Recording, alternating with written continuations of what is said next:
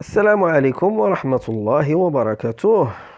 إخواني أخواتي، مرحبا بكم في الحصة الأولى من دروس module numéro 4 circuit électronique résumé de théorie. Bienvenue dans la première séance du module numéro 4 circuit électronique résumé de théorie. Nous allons voir dans les séances prochaines, Inch'Allah, bien sûr, le programme de l'Office de la formation professionnelle et de la promotion du travail du Royaume du Maroc, module numéro 4, circuit électronique. Un rappel, vous pouvez télécharger tous les modules de toutes les filières de l'OFPPT sur le site dédié à la formation professionnelle au Maroc, www.marocetudes.com. Alors, les cours, ces cours-là, ils sont disponibles. Vous pouvez les télécharger. Donc, nous, dans cette chaîne, on fait juste la lecture et on résout un petit peu les exercices. On essaie un petit peu d'expliquer ce cours. La table de matière, dans ce premier chapitre, bien sûr, de ce module, nous allons voir le transformateur d'alimentation. Alors, ce sera premièrement loi de Faraday, puis les principes du transformateur, son comportement en courant, ses caractéristiques, les types de transformateurs, l'isolation du secteur et enfin les exercices.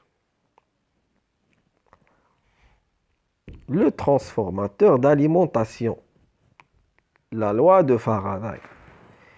Lorsqu'un conducteur est déplacé à l'intérieur d'un champ magnétique de telle sorte qu'il croise les lignes de force, il apparaît une tension à ses bornes et un courant aussi. S'il est relié à un circuit, plus grand est le nombre de lignes de force et plus grand est le nombre de tours de fil. Plus grande est la tension induite aux bornes du conducteur. Alors, on va répéter ça. Plus grand est le nombre de lignes de force, Aussi, plus grand est le nombre de tours de fil. Alors, plus grande la tension induite aux bornes du conducteur. Dans le cas d'une bobine de N tours de fil, placée dans un champ magnétique variable ou se déplaçant, c'est-à-dire le champ se déplace, la tension induite au bord de la bobine est déterminée par la loi de Faraday qui s'énonce comme suit. La tension induite est égale à N fois delta phi, la variation du flux magnétique, par rapport au temps, delta t, où N c'est le nombre de tours de fil de la bobine, delta phi sur delta t c'est la variation du champ magnétique en Weber par seconde. 1 Weber est égal à 10 puissance 8 lignes de force. 100 millions lignes de force. Le principe du transformateur. La construction.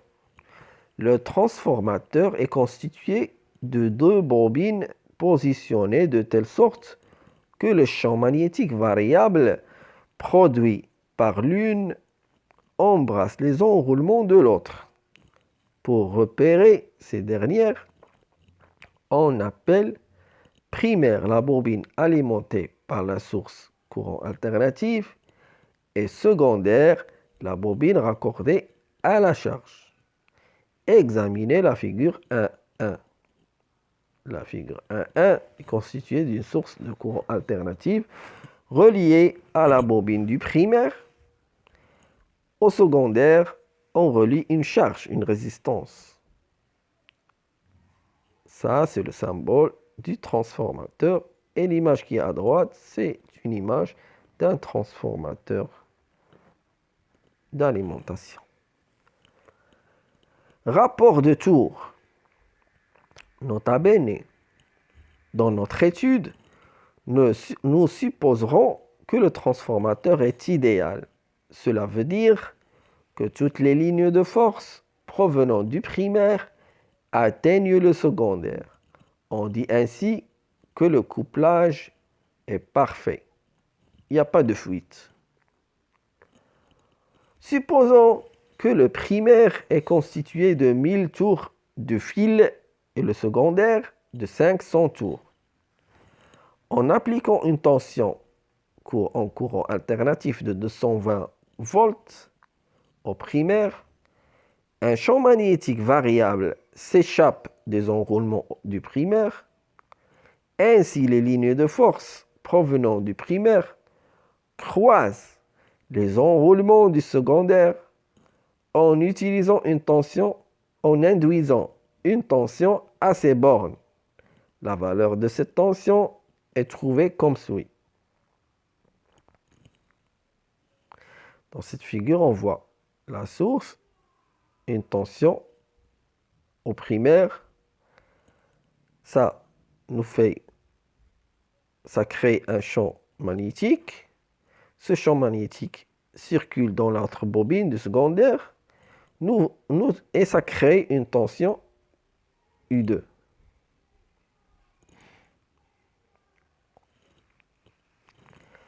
Au primaire, la tension au primaire est égale à N primaire fois D de phi divisé par D de T, la loi de Faraday. Ou encore EP divisé par N primaire, E primaire divisé par N, le nombre de spires du primaire est égal à delta phi sur delta T, la variation du champ.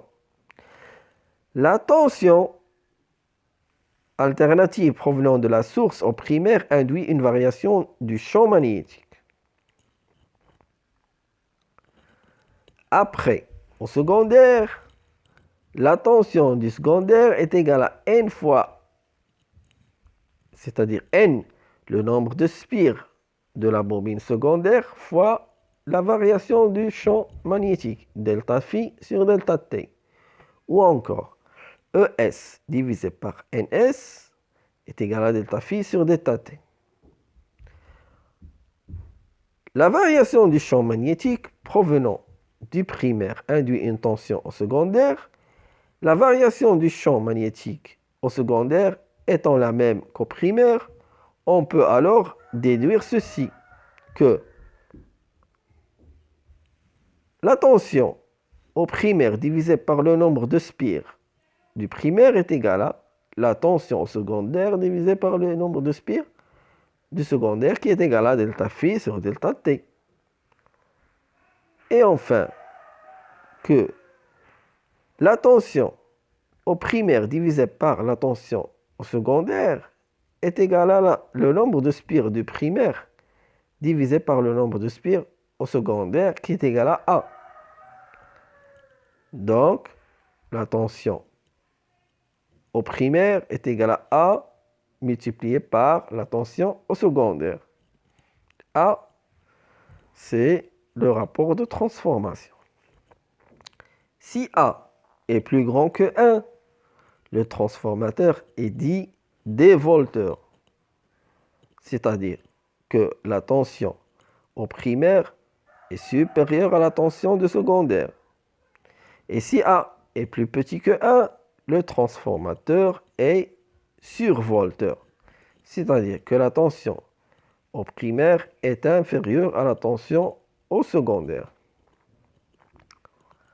En revenant au transformateur du début, où N primaire est égal à 1000 tours et N secondaire est égal à 500 tours, et la tension au primaire est égale à 220 volts, nous avons A est égal à 1000 sur 500 est égal à 2. Donc, c'est un transformateur dévolteur. Et la tension secondaire est égale à 220 volts divisé par 2, qui est égal à 110 volts. Exemple, un transformateur a un rapport de tours de 0,5. Question A. NP est égal à 2000 tours, que vaut NS? Donc, le rapport est égal à 0,5. Deuxième question, si E primaire est égal à 220 volts, que vaut la tension secondaire? Et C, est-il survolteur ou dévolteur? La solution, bien sûr, le A est égal à le nombre de tours au primaire divisé par le nombre de tours au secondaire, qui est égal à 0,5. Donc, le nombre de tours au secondaire est égal à 2 fois le nombre du primaire qui est égal à 4000 tours. Deuxième question. ES est égal à EP divisé par A.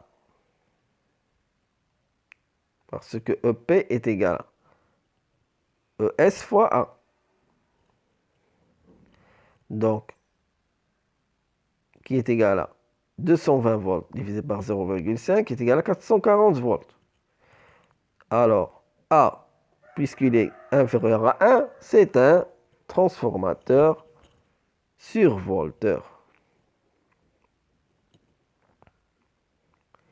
Deuxième exemple, un transformateur a 1000 tours au primaire et 100 tours au secondaire.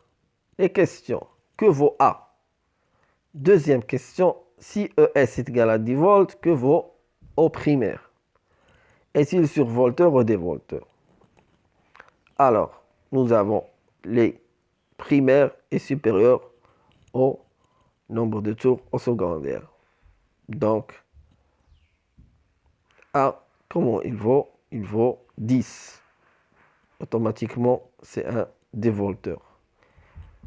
Et la tension, si la tension au secondaire est égale à 10 volts, c'est-à-dire que la tension au primaire est égale à 10 fois la tension au secondaire, c'est 100 volts. C'est un dévolteur. Exemple numéro 3.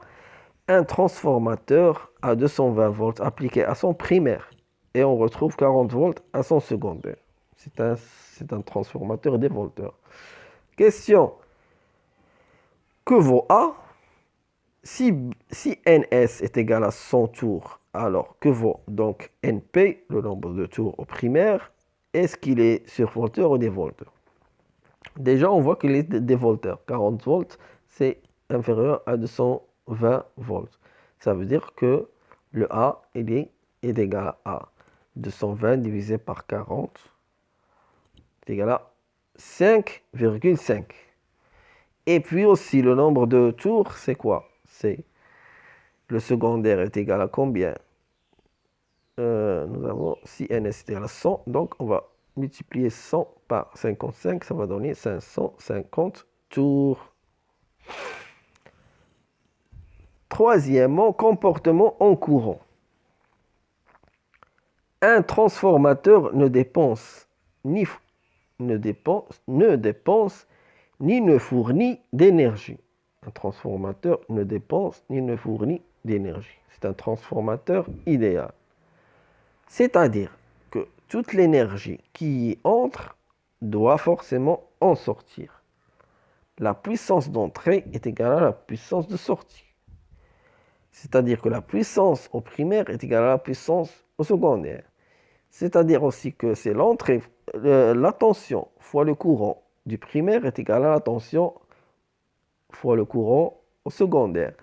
Ça veut dire que la tension au primaire divisé par la tension au secondaire est égal à le courant au secondaire divisé par le courant du primaire qui est égal à A. Alors, IS divisé par IP est égal à NP divisé par NS qui est égal à A.